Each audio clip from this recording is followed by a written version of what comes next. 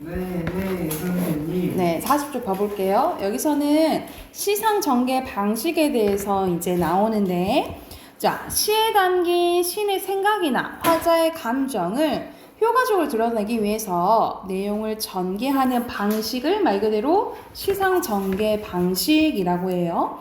그래서 그러니까 말 그대로 시가 어떻게 전개가 되는지, 진행이 되는지라고 생각하면 돼.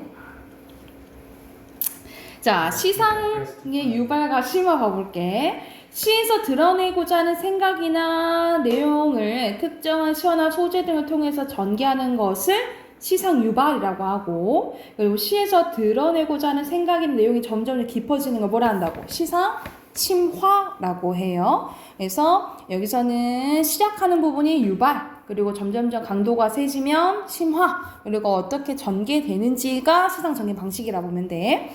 그래서 여기선 크게 시간을 활용한 시상 전개 방식이 나오네요. 순행적, 역순행적, 그리고 뭐 과거와 현재 대비가 나와 있는데, 먼저 순행적 봐볼게. 순행적은 선후 관계가 드러나는 시간의 순차적 흐름에 따라 장면을 묘사하거나 시적 화자의 정서를 드러내는 전개 방식이라고 보시면 돼요. 그래서 대표적으로 일반적인 흐름은 과거, 현재, 미래 뭐 이렇게 나온다던가, 아니면 하루의 흐름으로 아침, 점심, 저녁, 밤 뭐 이렇게 나온다던가, 아니면 계절의 흐름이라든지 계절의 순환인과 관련된 게 순행적 전개 방식이라고 보시면 되고요. 역행적 전개 방식은 말 그대로 거슬러 올라가는 거지, 그치? 그래서 미래, 현재, 과거거나 밤에서 아침이거나 아니면은 뭐 간단하게 현재에서 과거를 회상하거나 그런 점이 되겠죠, 그쵸? 그리고 이거는 뭐 잘 안 나오긴 한데 과거와 현재를 대비하기도 해요. 그래서 막 이렇게 상반돼서 이렇게 나오는 경우도 있다라고 보시면 되겠죠? 자, 그러면 그거와 관련된 거 이게 고산고고가라는 이제 내용이 나오는데, 근데 그 과거, 현재, 과거면 역순행이에요, 순행이에요? 과거, 현재, 과거. 과거요? 그럼 역순행이죠. 맞죠? 결과적으로 과거를 거슬러 올라가니까. 자, 여기서는 계곡이라 보시면 돼요. 9개 이제 계곡 이야기 나오는데, 이 곡은 어디냐? 화암에 춤만 커다라고 나와있네요. 화암은 말 그대로 화가 꽃 화자예요. 그래서 꽃바위라고 보면 돼. 꽃바위에 춤만, 그렇지, 봄이 가득하다라는 거야. 그래서 여기서는 계절적 배경이 봄인 걸 이제 알 수가 있겠죠, 그렇죠? 벽파는 푸른 파도를 의미해요. 푸른 파도에 꽃을 띄워서 야외로 밖으로 보내놓으라. 그래서 여기서는 이제 상상하는 장면이라고 보면 돼. 사람이 승지에 모르니 알게 한들 어떠겠냐? 여기서는 사람이 승지라는 것은 여기서는 뭐냐면 그냥 이게 이길 승자에다 땅지긴 한데 약간 학문적으로 공부하기 좋은 곳, 약간 아름다운 곳, 풍수지리. 그 좋은 땅을 얘기하잖아. 여기서는 모르는 일을 알게 한들 어떠냐? 그래서 일부러 의문 형식으로 표현한 거예요. 그래서 서리적인 어떠겠냐? 감탄하는 거야. 서리적인 뭐 영탄, 서리법도 쓰였고 영탄법도 쓰였다라고 보시면 돼요. 좀 어때? 라고 이제 얘기를 하는 거지.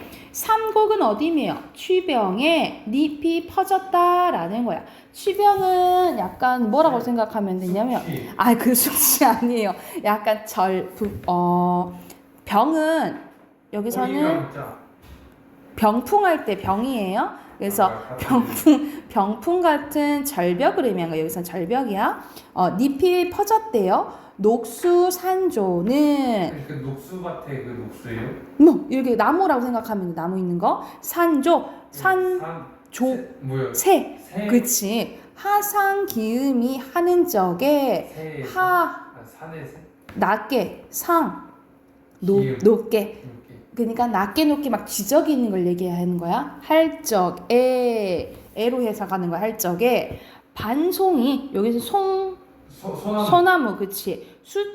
수청풍하니, 수청풍, 여기서는 맑은 바람을 받으니 이런 뜻이라고 보시면 돼요.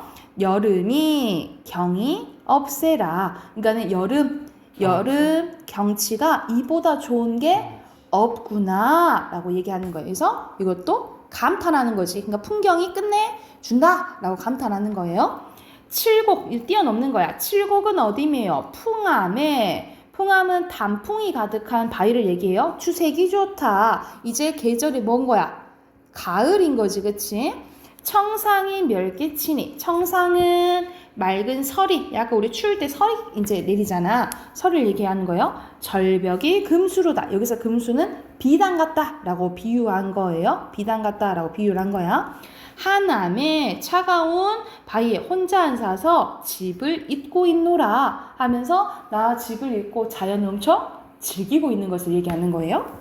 구곡이 어디매요? 문산에 세목하다 라는 거죠. 세목하다 라는 것은 해가 저문다 라는 의미야. 기암괴석이 눈 속에 묻혀있다 라는 거죠. 계절적인 배경이 언제야? 겨울인 거지. 유인은 학문의 뜻을 없는 사람을 얘기하는 거예요. 약간 놀러 다니는 사람 있잖아. 유인 아니에요? 있을 유한. 를 있잖아요. 놀러 다니는 우리 풍류할 때 류라고 보면 돼. 놀러 다니는 사람이야. 오지 아니하고 볼 것이 없다 한다. 그러니까는 학문에 뜻이 없는 사람은 말도 여기 좋은데 말 듣지도 않고 오지도 않고 거기 볼 거 없어 이렇게 얘기한다는 거지. 사실 그래 안 그래? 안 그런다 이 말이야. 그래서 여기서는 자연 경치에 대한 예찬 그리고 학문에 약간 치중하자 이런 이제 내용이라고 생각하면 돼. 그러면 자연 경관을 관념적은 눈에 보이지 않는 거죠. 좀 어렵게잖아. 이건 눈에 완전 보이게끔 표현하는 거잖아요. 그렇죠? 묘사하고 있는 게 아니죠. 그렇죠? 그리고 계절의 흐름 맞나요? 네. 맞죠? 그리고 승진은 아름다운 곳, 아까 공부하기 좋은 곳이라 했잖아. 맞겠죠?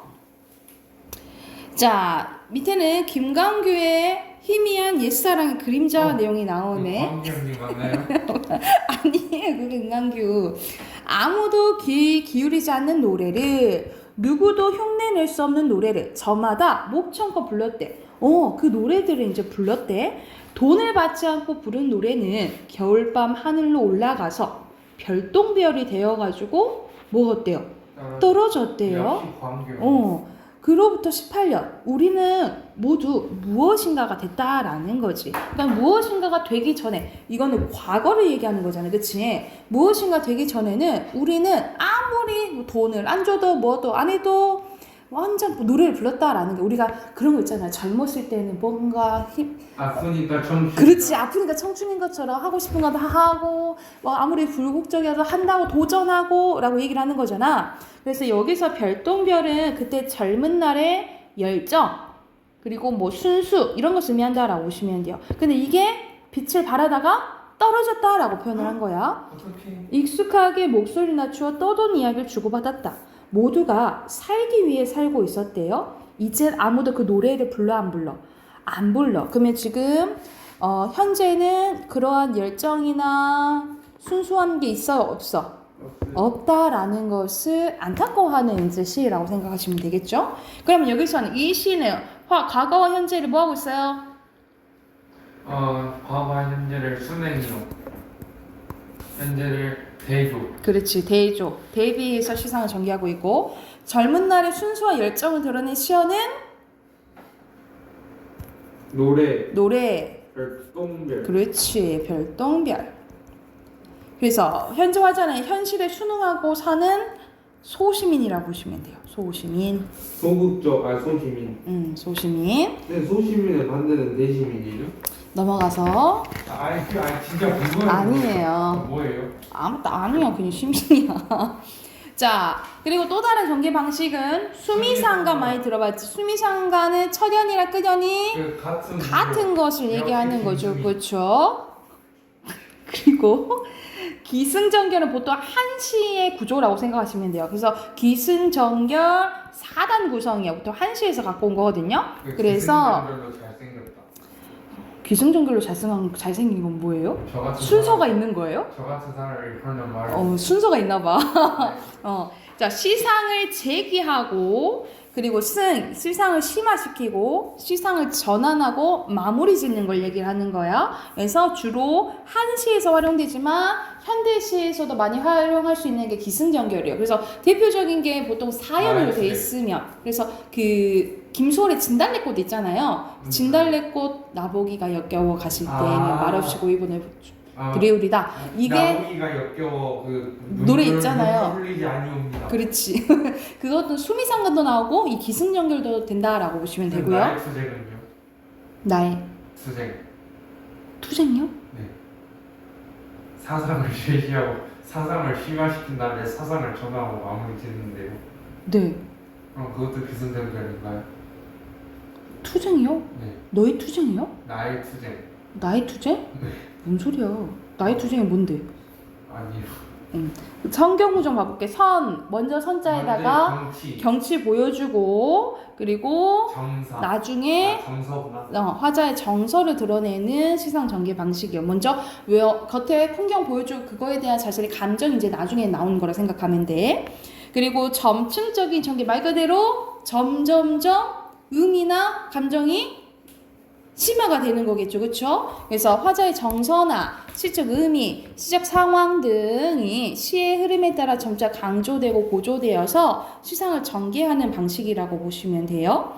자, 대립 봐볼게. 대조가 나와 있는데 상반되는 의미나 이미지를 가진 요소들을 대조하여 시의 분위기나 주제를 드러낸다라고 보시면 돼요. 또는 뭐 대표적으로 삶과 죽음, 밝음과 어둠, 강함과 약함, 순수함과 폭력, 계절적 배경은 보통 봄과 겨울이 나오기도 하고요. 여름과 겨울이 나오기도 해요. 그리고 자연과 인간, 차가움과 따뜻함, 인물의 태도, 감탄, 걱정, 위로 색채 대비, 하얀색, 붉은색, 하얀색, 푸른색 이렇게 나오기도 해요. 그리고 대칭 구조, 특정 부분이 유사한 문장 구조를 바탕으로 대응이 일어난 경우도 있는데 옆에 이제 예시 한번 봐볼게요. 자, 김소월의 산유합니다. 산에는 꽃피네. 꽃이 피네. 갈봄, 가을, 봄이에요. 가을, 봄, 여름 없이 꽃이 핀다라는 거. 꽃이 핀다라는 게 이제 반복되네. 그치? 산에 피는 꽃은 저만치 혼자서 피어 있대요. 약간의 그렇지. 외로움 또는 쓸쓸함 이런 것들이 드러나는 거지. 그치? 산에서 우는 작은 새요. 사실 이 우는 게 이 새도 되겠지만 누구도 우는 거야? 산, 꽃, 나. 그렇지. 맞아. 그래서 이 작은 새는 감정이입의 대상이라고 보시면 돼요. 나도 이제 슬픈 거야.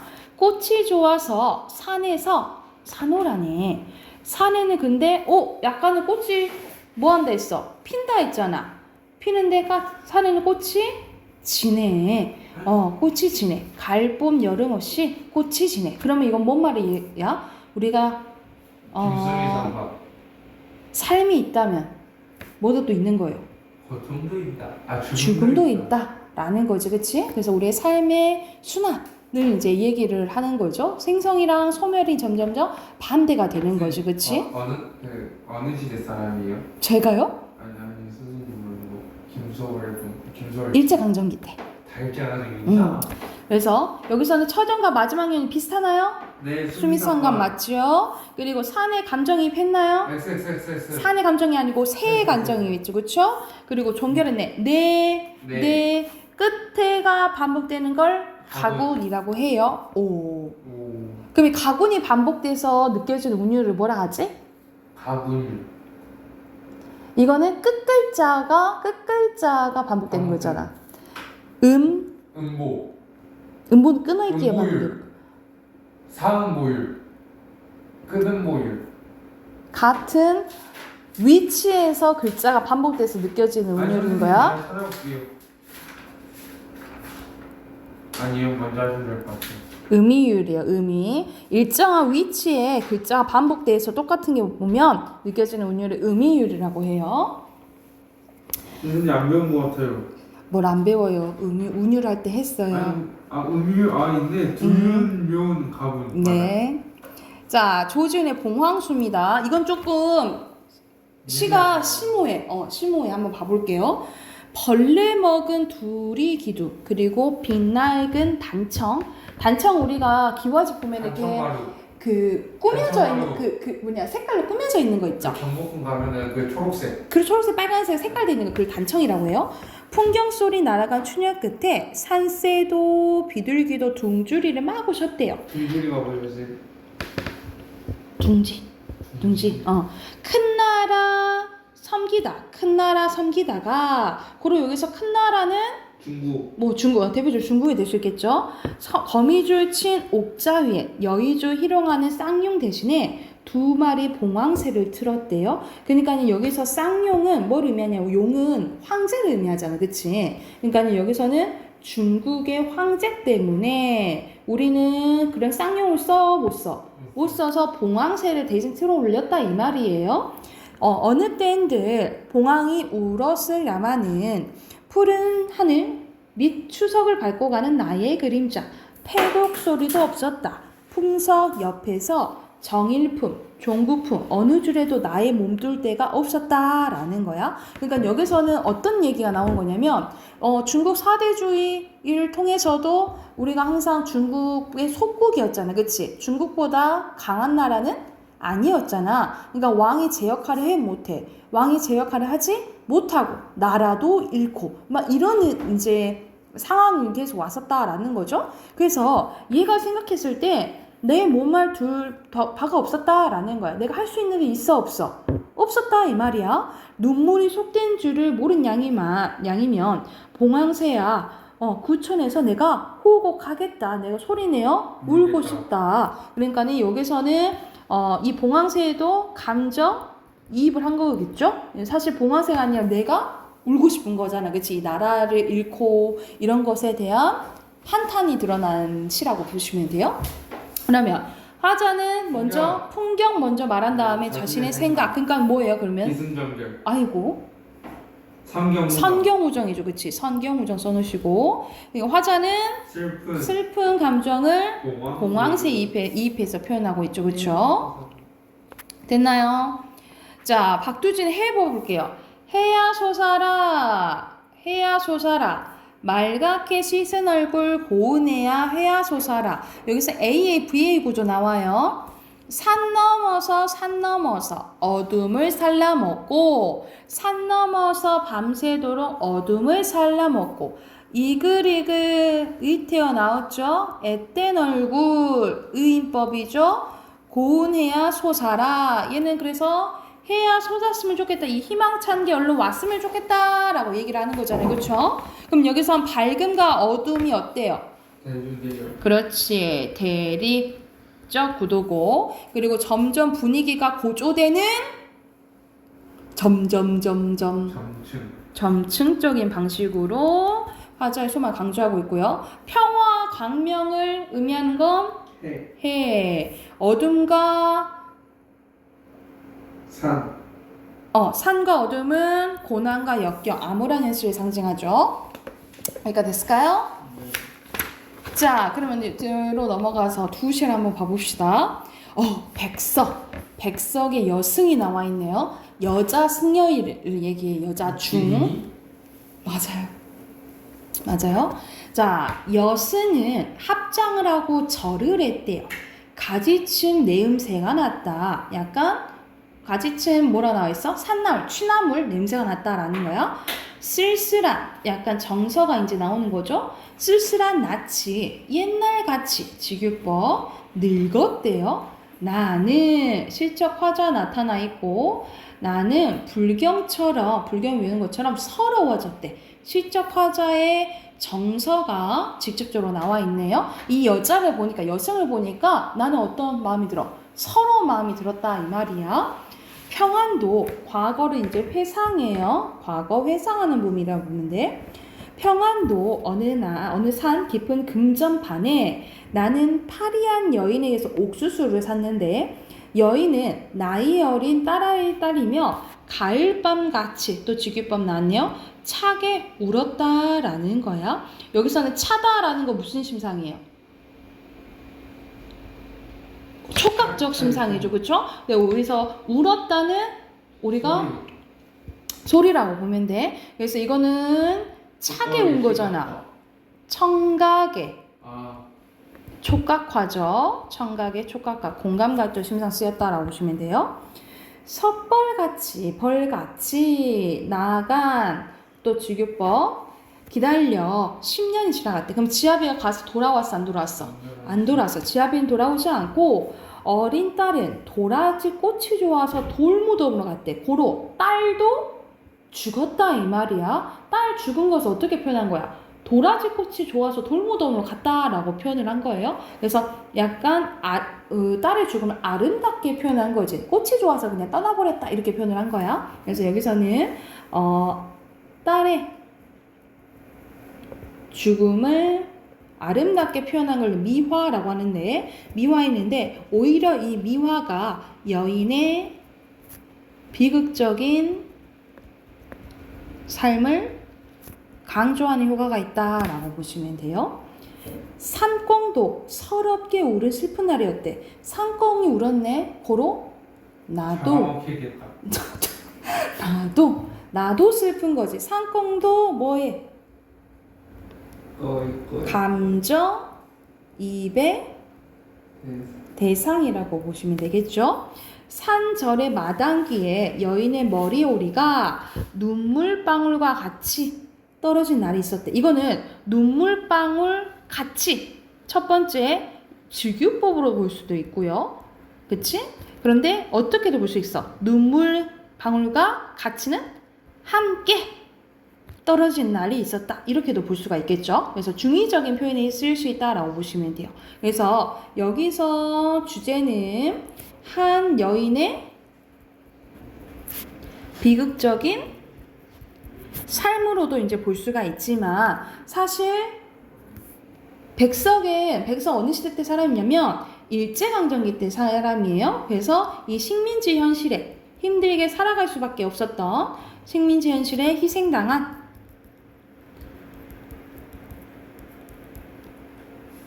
우리 민족의 삶에 대해서 얘기했다라고 보시면 돼요.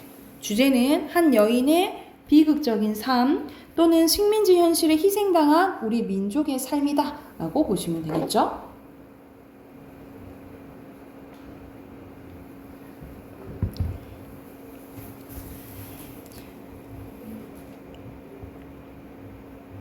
넘어가겠어요? 자, 45쪽 이신이의 단가 6장 봐볼게. 자, 여기서는 항상 보기 같은 거 나오면 먼저 읽고 작품 보라고. 이신이는 충절과 신의를 중시했던 사대부로 인목 대비 폐위에 반대하는 글을 올렸다는 이유로 귀형 가게 됩니다. 인목 대비 때는 그러면 언제야? 광해군. 오? 그쵸? 그 전에 광해군의 아버지? 영조. 선조 때죠? 선조 때죠? 맞죠? 선조 때잖아. 아니요, 광해군 때죠. 그러니까 광해군이 인목대비가 누구의 부인이냐고요? 광해군이 수렴천당한 사람이잖아요, 그때.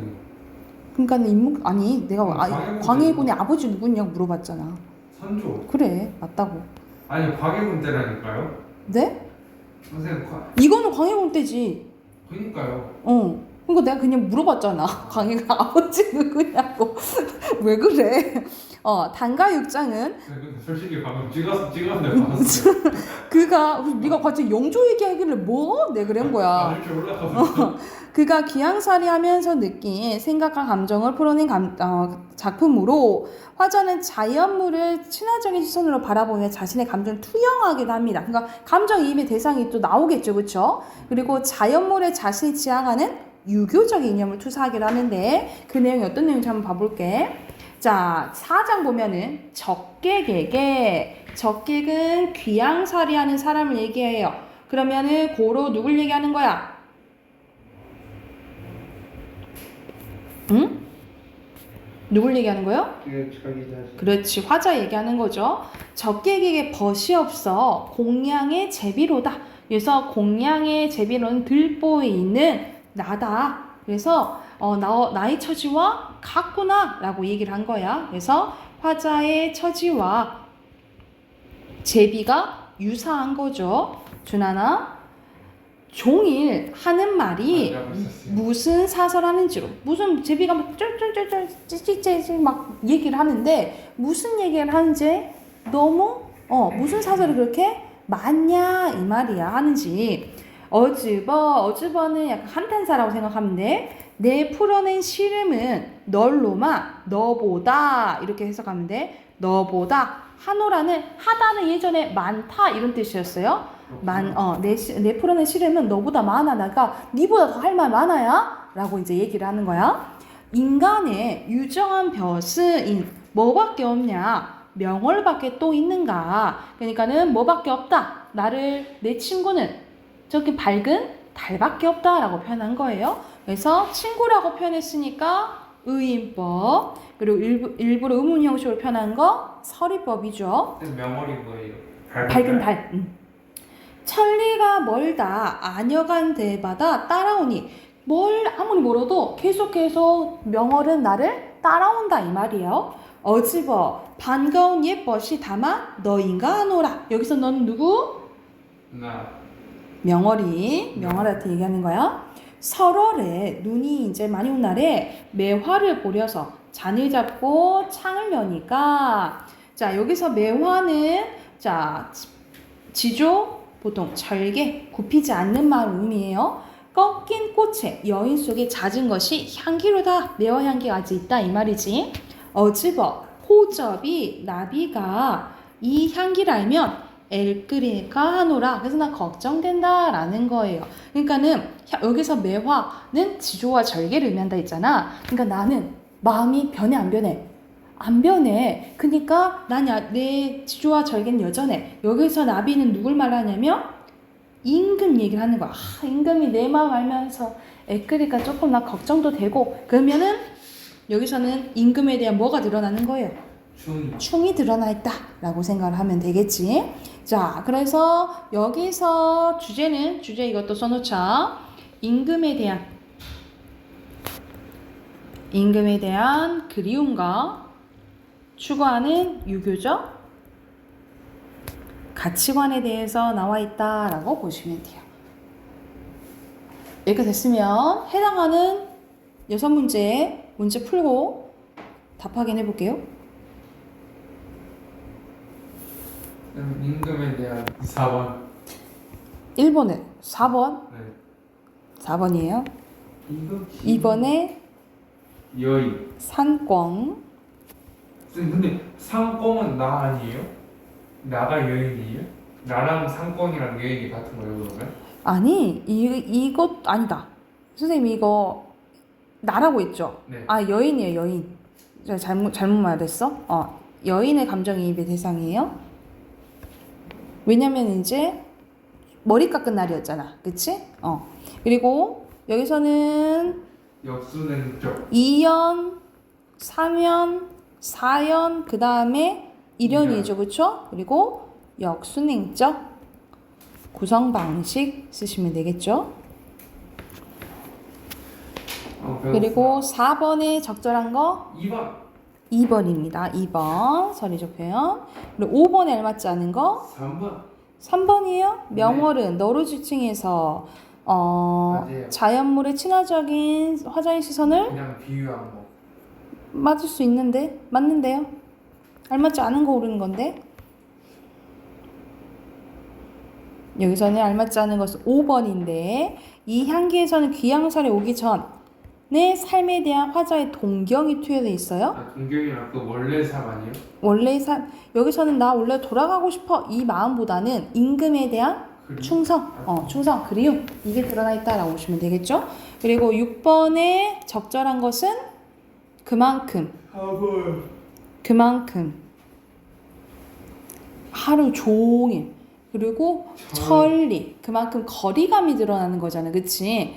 그 거리감이 3번이 뭐라고요? 화자와 인간의 거리감 아니죠. 2번. 2번이에요. 2번 시간과 거리를 부각하는 거라고 보면 돼. 자, 독서 꺼내볼게요. 이것도 40쪽 피시면 되겠죠?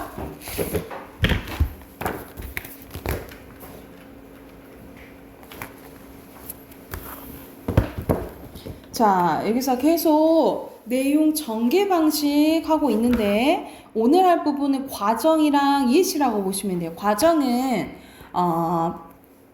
개념 이해하기 보면 대상의 행동, 변화, 기능, 작용 등을 단계나 절차에 따라서 전개하는 방식이라고 보면 되는데 가장 많이 나오는 표현은 뭐 단계라든지 첫째, 둘째 뭐 이런 거든 다음, 뭐뭐 한 후에 뭐뭐 한다 이런 식으로 우리가 보통 요리하는 과정이라 하잖아. 첫째, 둘째, 셋째 그 순서에 맞게끔 진행되는 걸 이제 과정이라고 보시면 돼요. 그래서 각 단계별로 어떻게 변화하고 있는지 번호로 이제 매겨보는 게 좋겠죠. 자, 여기서 바로 예시 한번 봐볼게.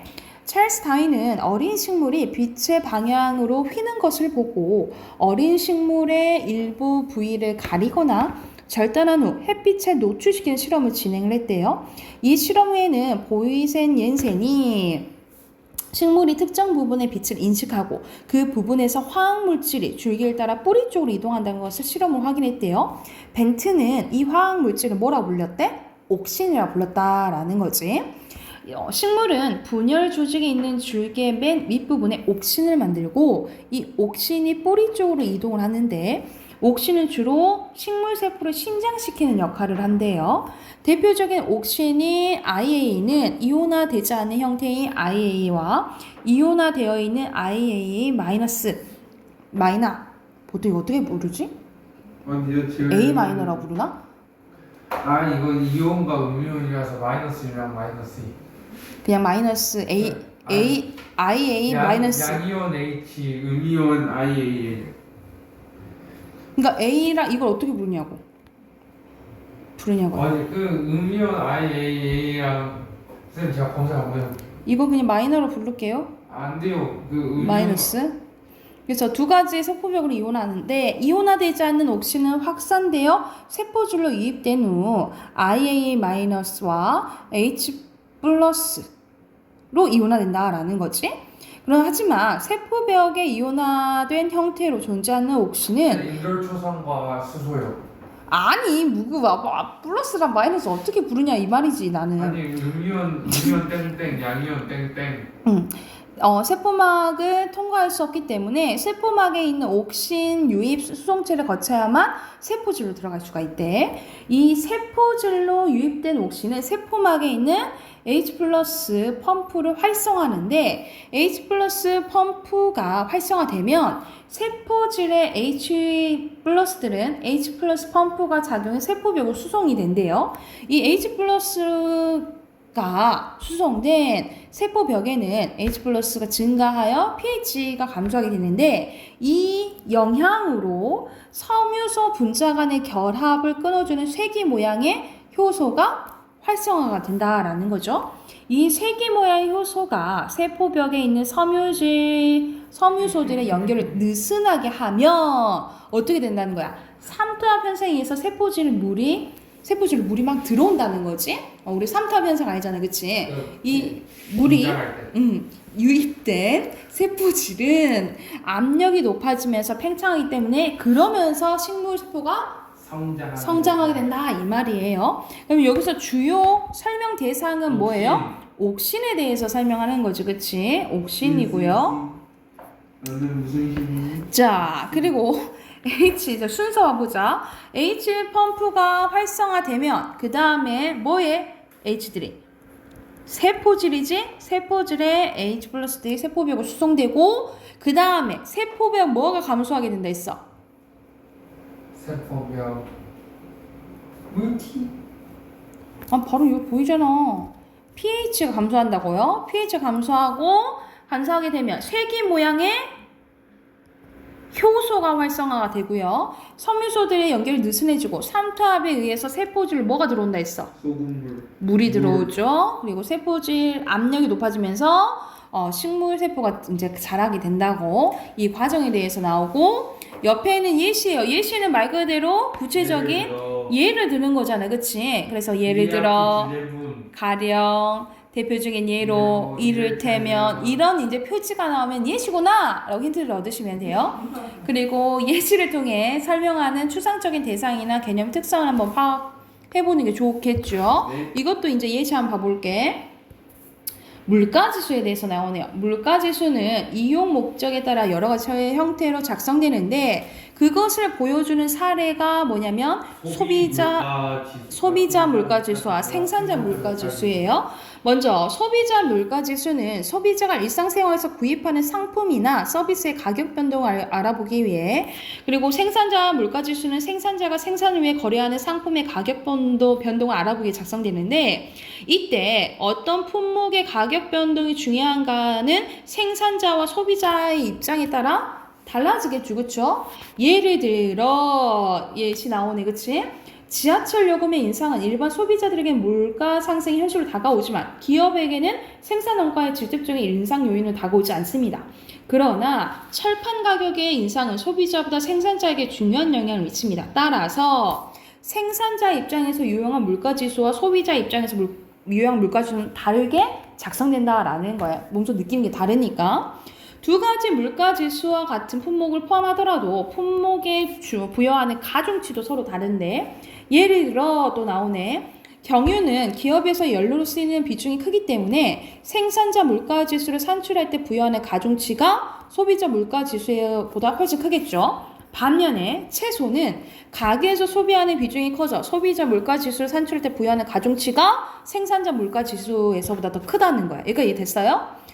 이는 생산자 물가지수의 품목별 가중치는 매출액 기준으로 산출이 되기 때문에 매출액이 큰 품목일수록 가중치가 큰데 비하여 소비자 물가지수의 품목별 가중치는 도시가계 소비 지출액 기준이므로 소비 지출액이 큰 품목의 가중치가 더 크게 나타난다 이 말이야. 그러니까 입장이 생산자와 소비자 완전 다르다라고 보시면 되겠죠.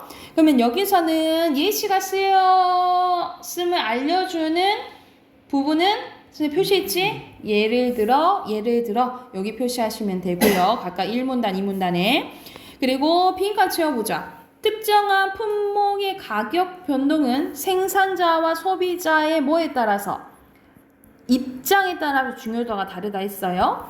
그리고 소비자 물가지수와 생산자 물가지수에 같은 품목이 포함되어 있더라도 이에 대해서 부여하는 뭐에 따라 달라진다고? 각각 다르다고? 뭘까? 아니, 이 문단에 나 있잖아. 가중치죠. 가중치가 각각 다르다고요. 그래서 오늘 배울 이제 내용 전개 방식 각각 과정이랑 예시야. 뒤에 예시 문제 풀어보고 답 확인해 볼게요. 45쪽까지 문제 푸세요. 선생님 오늘 공부 안 하면 해봅시다. 답 확인해 볼게요. 자, 여기서 설명한 대상은 뭐예요?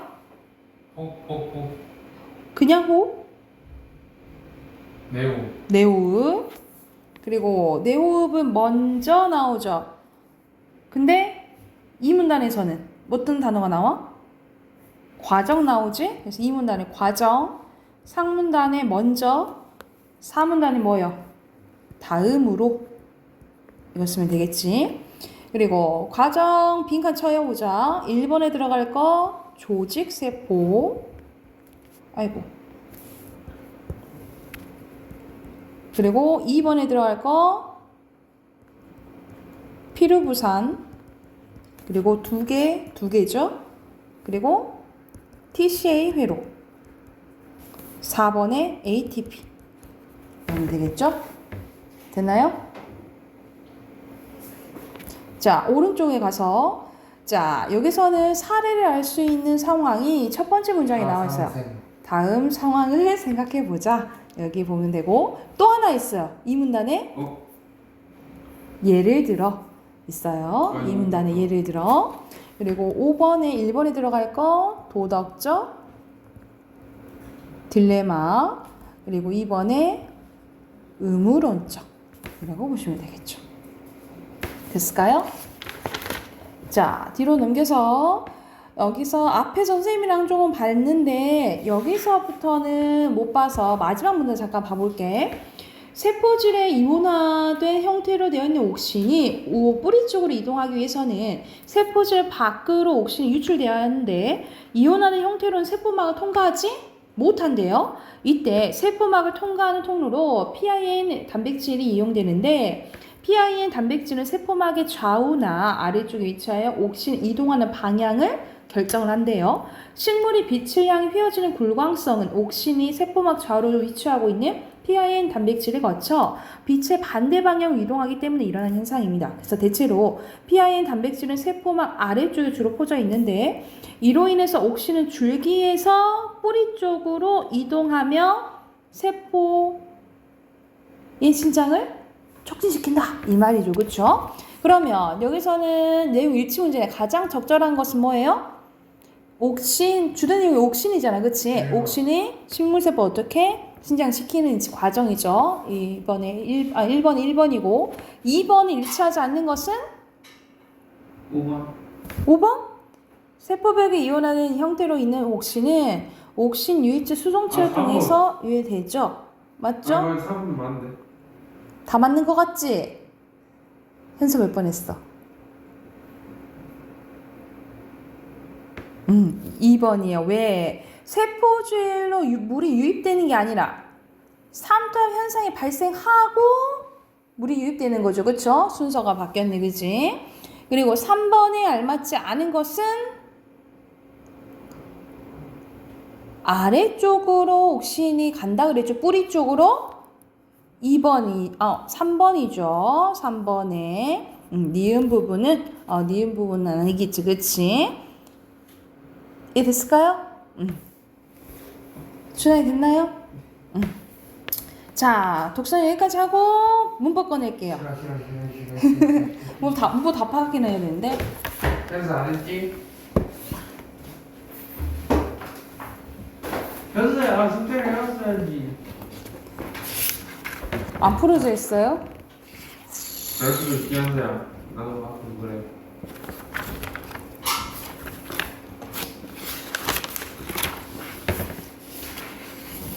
답 확인을 해야 되는데 이거 다음 주 목요일 날 할까요? 답 확인? 네, 선생님.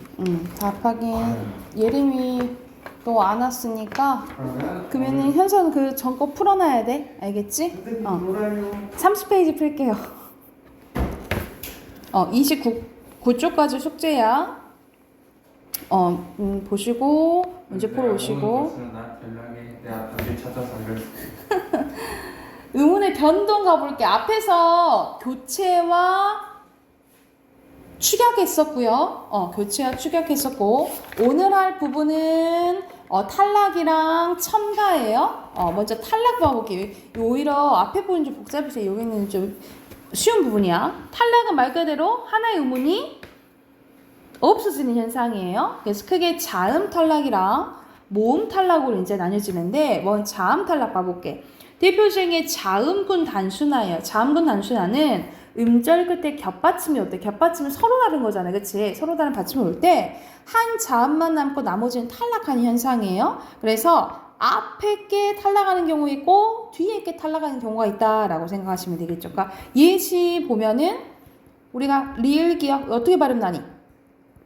닭이잖아. 이런 식으로 둘 중에 하나가 탈락하는 게 무슨 현상? 자음군 단순화라고 보시면 돼요. 그러니까 헷갈리면 안 되는 게 우리가 닭다 했을 때 이 닭은 이렇게 똑같이 닭으로 발음되잖아. 근데 이거는 쌍자음이죠. 그쵸? 이게 기억으로 발음나는 것은 음절의 끝소리 규칙이야.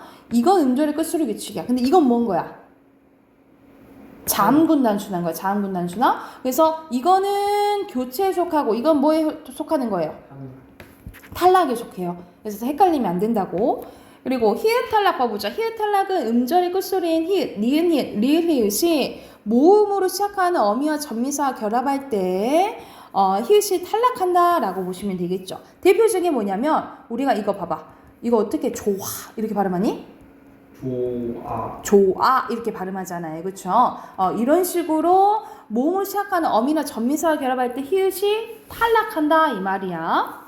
그리고 리을 탈락 봐볼게. 합성어나 파생어 과정에서 합성이나 파생은 단어를 만들 때 얘기하는 거예요. 단어를 만들 때 앞자리 끝소리 리을이 니은, 디귿, 시옷, 지읒 앞에서 탈락하거나 또는 용언의 어감말, 잠, 리을이 몇몇 어미 앞에서 탈락한 현상이에요. 그래서 대표적으로 자, 솔 플러스 우리가 솔방울이라 하잖아. 솔 플러스 나무인데 우리 뭐라 불러요? 소나무 이렇게 부르죠. 그쵸? 이럴 때 빠진 게 리을 탈락. 기본형이 둥글다죠. 둥글다 플러스 니은인데 리을 오히려 탈락한다 이 말이야. 이게 말 그대로 여러분 그래서 이거는 기본형을 잘 봐야 돼. 그러니까는 둥근 해 뭐 이렇게 예시로 나온단 말이에요. 이 둥근을 보고 이거 리을 탈락이네 라고 알아챌 줄 알아야 된다고. 그러니까 항상 기본형을 봐야 된다 이 말이야. 이해됐어요? 자, 그리고 모음 탈락 봐볼게. 모음 탈락은 의 탈락과 동음 탈락이 있는데 의 탈락은 말 그대로 모음 의로 시작하는 용언이 어간 뒤에 어로 시작하는 어미가 붙을 때 의가 탈락하는 현상입니다. 대표적으로 봐봐. 기본형이 쓰다잖아요. 쓰 플러스 어인데 의가 탈락해서 어떻게 된다 이 말이야. 써 이렇게 되는 거고 잠그 플러스 그래서 의가 탈락해서 잠가 이렇게 되는 거예요. 이게 의 탈락. 동모음 탈락인데 어감 발음 뒤에 오는 모음 오가 동일할 때 하나가 탈락하는 거예요. 그러니까 우리가 봐봐. 가 플러스 아서 돼 있잖아. 가 플러스 서가 아니야. 아서야. 그래서 왔잖아요. 그쵸? 이거 둘 중 하나가 뭐가 된다 이 말이야. 탈락돼서 가서 이렇게 되는 거고 기본형이 타다예요. 타 플러스 플러스 다 했을 때 연달아 왔잖아. 그치? 이때 아가나 탈락한다 이 말이에요. 그래서 탔다가 되는 거예요. 그래서 여러분 이게 동모음 탈락이 가장 어려워. 그냥 보내기 쉽거든요. 그래서 예를 들어서 너 집에 가 했을 때 기본형이 가다잖아. 근데 명령어이 아가 합쳐진 거야. 그래서 탈락돼서 가가 된 거예요. 그래서 너 집에 가! 싫어요. 이것만 가만 봤을 때 탈락 현상이네 알아챌 수 있어야 된다고. 이해됐어요? 자, 여기서는 딱 지금 탈락 현상은 두 개 있어. 자음 탈락이랑 모음 탈락. 그래서 자음 탈락인 자음 돈단수나 히읗 탈락, 리을 탈락 했고요. 모음 탈락에서 의 탈락, 동모음 탈락했어. 간단하죠? 옆에 해당하는 거 문제 풀고 뒤로 넘어갈게. 31쪽 문제 푸세요.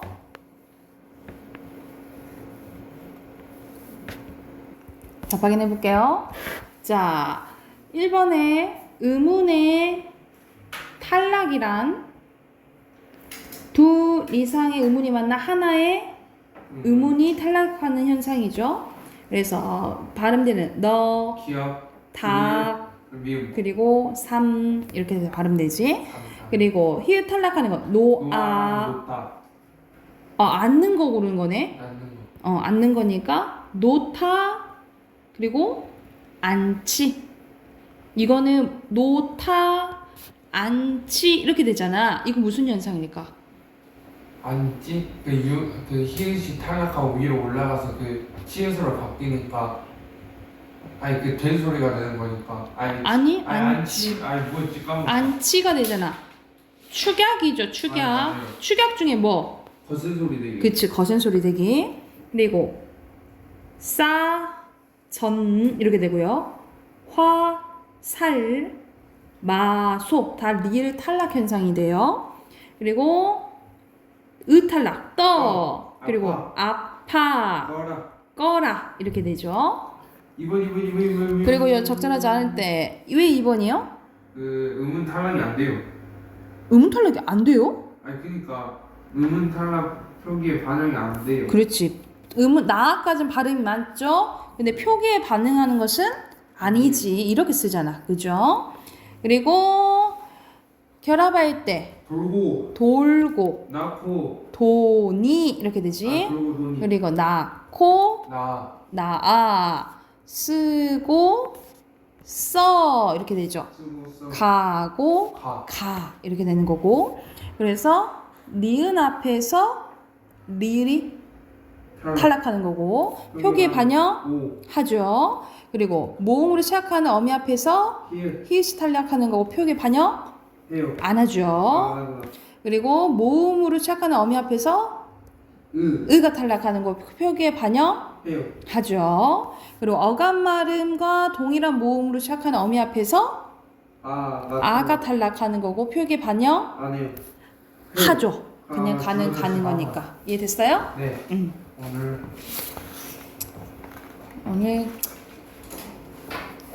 애매하니까 일찍 끝내줄게. 네? 여기까지.